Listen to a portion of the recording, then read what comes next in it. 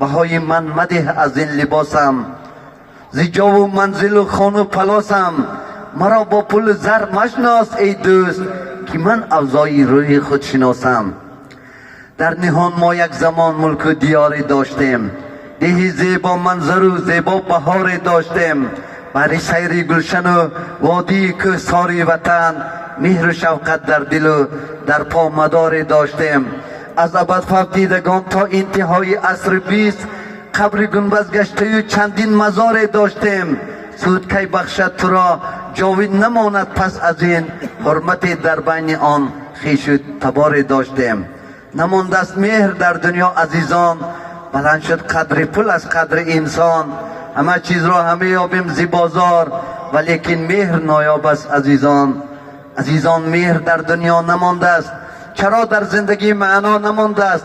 همه گیرند تلاشی مال و منصب، دریغا دیده بینا نمانده است. به هر منزل کنی خدمت گل و گلزار میگردد، تمام زندگی در خانه تیار میگردد. سخن بیجا رود از تو به هر یک ملتی دلپاک، چنان دوستی عزیز باشد ولی اغیار میگردد. به زیر دلنما حرمت همه انسان عالم را، اگر چند گیرد تعلیم ناکس مار میگردد. من این را در حیات زندگی با چشم خود دیدم، چنان شخصانی ناقابل در آخر خار میگردد.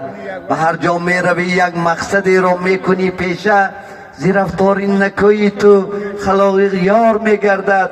برای ملت و خلق عزیزش حضرت مسکین، زی ناکس منتی فهمد دلش افگار میگردد.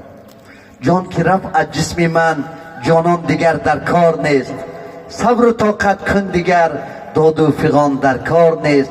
لذت عمر حیات از 20 تا 79، چون به 80م رسید شوق زمان در کار نیست. در جوانی سیر کو کردم تماشای شکار، بعد پیری در نظر تیر و کمان در کار نیست. در جوانی هر چیز با شوق می باشد بسه، چونکه پیری کرد اثر دوران دیگر در کار نیست. برای فرزند مسلمان بی نمازی خوب نیست، با زبردستان عالم هزل و بازی خوب نیست. روزی فوت و ماتمی کس در میان انجمن، بزم و خرسندی عموما سرفرازی خوب نیست. خوانده باشی نوی دوستان از کتاب روزگار، بهر یاری نامناسب جانگدازی خوب نیست.